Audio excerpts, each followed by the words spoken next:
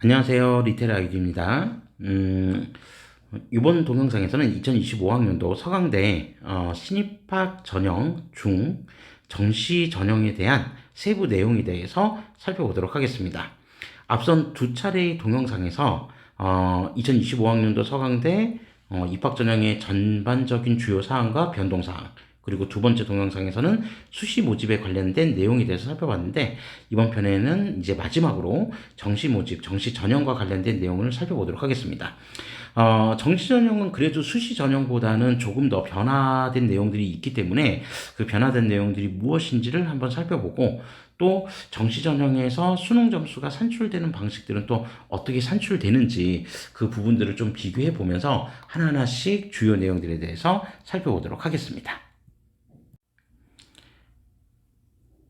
자, 우선 정시 모집은 수능 일반 전형과 그 다음에 뭐 우리가 흔히 얘기하는 특별 전형이라고 하죠. 그래서 농어촌, 그 다음에 뭐 장애인 대상자, 기초생활보장 대상자, 뭐 특성화고교 졸업 대상자, 뭐 이런 이제 측면으로 이제 좀 나누어서 이제 모집을 하는데, 뭐 중요한 점은 어떤 전형이든지 간에 정시 전형, 서강대 정시 전형은 모두 다 나군에서 단일 모집을 한다는 거. 이게 일단 좀 특징입니다. 자, 그리고 수능 일반 전형에서는 총 616명을 모집할 계획인데, 이건 추후에 수시 2월 인원에 따라서 또 모집 인원이 조금 변동될 수도 있다는 점은 참고하실 필요가 있겠죠. 그래서 확정 인원은 아니다, 이렇게 좀 기억해 주시면 되고, 자, 그 다음에 전형 방법은 일단 일괄 합산 방식으로, 자, 수능 100%로 이제 그 계산을 해서 합격자와 불합격자를 이제 나누게 되는 겁니다.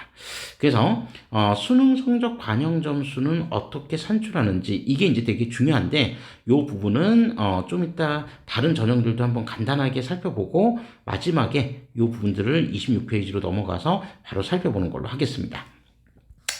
자, 그리고 일단 기본적으로 뭐 수능 필수 응시 영역 및 최저 학력 기준을 한번 살펴보면, 당연히 이제 일반 전형 같은 경우에는 필수 응시 영역은 있는데 최저 학력 기준은 없습니다. 그래서 국어, 수학, 영어, 탐구는 두 과목 다 응시해야 되고 실제로 두 과목 다 점수에 반영이 됩니다.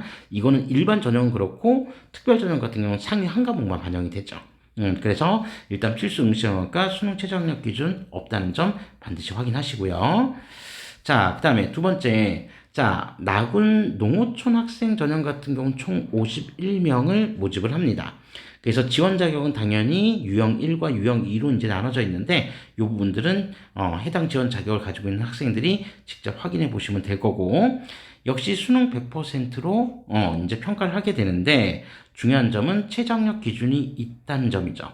특히 2025학년도 농어촌 학생 대상으로 적용되는 수능 최저학력 기준은 2024학년도와 달리, 2024학년도와 그 다음에 2025학년도가 연도는 다르다라는 점.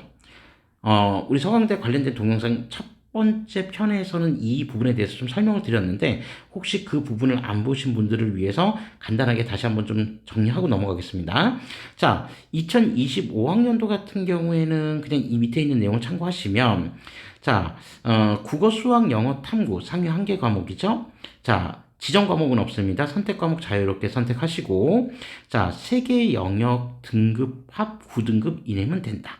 등급합 9등급 이내. 그러니까 학생부 교과 전형하고 수시 학생부 교과 전형하고 등급합 기준은 거의 동일하죠. 그리고 한국사 4등급 이내여야 된다. 그런데 2024학년도에는 어떠한 기준이었다라고 제가 말씀을 드렸냐면, 요때는 수능 4개 영역 중에서 3개 영역 각 3등급 이내의 조건을 충족해야 된다. 근데 2025학년도에는 3개 영역 각 3등급이 아니라 합산 등급 9등급 이내다. 그래서 수능 최저학력 기준이 전년도에 비해서 완화되었다라고 하는 측면들을 앞선 동영상들에서도 설명한 적이 있었습니다. 그러니까 이 기준 적용 자체가 지금 농어촌 학생에만 적용이 된 변화가 아니라 기초생활보장 대상자, 그리고 특성화고 졸업자, 에게도 졸업자 전형에도 적용된 변경사항이다. 이게 2025 변동사항이다라고 말씀드렸습니다. 물론 특별 전형 중에 하나인 장애인 대상자 전형 같은 경우에는 이미 전년도에도 등급합 3개죠. 3개 영역 등급합 9등급을 요구했었고 2025학년도에도 그걸 요구했었기 때문에 변동사항은 아니다. 동일한 사항이기 때문에 그 점에 대해서는 한번 말씀드린 적이 있었습니다. 그죠? 자, 그래서 이 점을 좀 참고해 보시면 된다라고 하는 것들. 제가 이걸 왜 말씀드리냐면 다음 편에 바로 해당되는 전형이 나오는데 어차피 동일한 기준을 가지고 적용을 하는데 그냥 굳이 또 중복해서 또 설명할 필요가 없을 것 같아서 그래서 지원 자격만 확인하고 빠르게 넘어가도록 하겠습니다. 자, 그래서 다음으로 기초생활보장 대상자 말씀드렸죠? 지원 자격 확인하시는 게 제일 중요하다. 그래서 이러한 지원 자격이 필요하다라고 하는 거 말씀드렸고 일괄 합산 방식이고 수능 100%까지는 동일하다. 그리고 수능 최저학력 기준 자, 3개 영역 등급합 9등급 이내여야 된다. 역시 여기도 등급합이라고 되어 있죠. 뭐하고 똑같다? 방금 우리가 살펴봤던 농어촌 학생 전형과 동일한 기준이다. 근데 전년도에는 그렇지 않았다라고 하는 부분 방금 말씀드린 거랑 동일한 내용이고요. 자, 그 다음에 장애인 대상자 같은 경우에는 해당 지원 자격 조건 확인하시고 일괄 합산 수능 100%고 빨리 넘어가서 3개 영역 등급합 9등급 이내인데 요거는 변동사항이라고 말씀 안 드렸죠. 이거는 2024학년도 그리고 2025학년도가 동일한 내용이다. 장애인 대상자 전형만 그랬습니다. 특별 전형 중에서는. 자, 그래서 변동사항은 아니기 때문에 그냥 간단하게 이 부분으로서만 좀 체크해 주시면 될 것 같고요. 자, 그 다음에 특성화고교 졸업 대상자, 졸업자들 같은 경우에는 자, 일단 뭐 일괄 합산, 수능 100% 동일하고요. 3개 영역 등급합 9등급 이내다. 근데 앞선 농어촌 전형이나 또는 이제 뭐 기초생활보장 대상자와 다르게 탐구 과목 적용하는 데 있어서 사회 과학만 들어가는 게 아니라 직업 탐구도 선택할 수도 있다라고 하는 거. 그러니까 2과목은 응시를 하되 그 중에서 상위 과목 1개 과목만 반영을 하겠다라고 하는 측면이 조금은 다른 차원의 내용이다. 이렇게 좀 기억해 두시면 되겠습니다. 자, 그러면 앞서 말씀드린 대로 어쨌든 지금 수능 100%로 거의 대부분 다 평가를 하기 때문에 수능 100%를 어떻게 구체적으로 반영하는지 이 부분들을 좀 살펴보고 가셔야 되는데 지금부터 그 내용들에 대해서 하나하나씩 알아보도록 하겠습니다. 자, 지금 보시는 것과 같이 정시 전형, 모든 전형이죠. 그러니까 정시 전 전형. 그러니까 여긴 일반 전형도 들어가 있고 농어촌도 들어가 있고 기초생활보장, 그 다음에 장애인, 그 다음에 특성화고교 졸업자 모두 다 모든 사항이 이제 공통점인데 여기서 이제 서강대 전형에서 가장 중요하게 봐야 될 부분 중에 하나가 바로 가중치입니다. 영역별 가중치.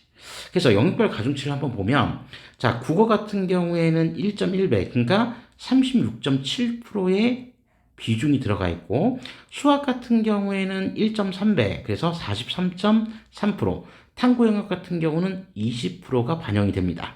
자, 그러니까 이거를 합산하면 이제 100%가 된다는 건데 그렇다면 가장 중요한 게 수학이죠. 서강대는 유독 수학 가중치가 높은 대학 중에 한 곳입니다.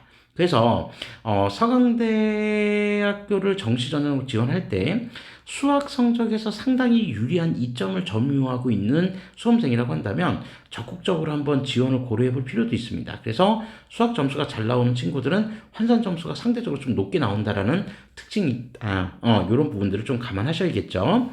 자, 그래서 각각 각 영역별 가중치는 사실 이제 뭐 36.7, 그 다음에 43.3, 20%, 탐구 20%, 요 가중치에 대한 부분, 가중치 자체만 살펴보시면 이 가중치는 전년도와 동일합니다. 동일한 가중치를 가지고 있다. 이 부분은 큰 변화가 별로 없습니다. 자, 그런데 2025학년도의 변화 포인트 중에 하나는 자, 바로 요거죠. 요거. 본교 모집 단위 기준 자연계열 지원자 중에서 탐구 영역 선택 시, 즉 자연계열 지원자 같은 경우에 탐구 영역, 그 탐구 영역도 사회탐구 아니라 예를 들어서 과학탐구를 선택한다고 했을 때, 자, 물화생지 원과목이 아니라 우리가 흔히 고등학교 때 진로 선택 과목이라고 하는 물투, 화투, 생투, 지투로 되는 과목을 선택을 했을 때 이 과목들에 대해서 한 개 과목에 대해서는 변환 표준 점수의 0.5점의 가산점을 부여한다는 겁니다. 무슨 말인지 이해되셨죠? 자, 그러면 다시 한번 이 동영상 서강대 첫 편을 보지 않은 학생들도 있을 수 있기 때문에 간단하게 다시 한번 좀 설명을 드리자면 각 대학들은 탐구 영역에 있어서 자, 정시 전형에서는 탐구 영역 표준 점수의 차이가 워낙 크기 때문에 과목별로 편차가 크기 때문에 각 대학별로 변환 표준 점수라는 걸 전부 다 산출해서 씁니다.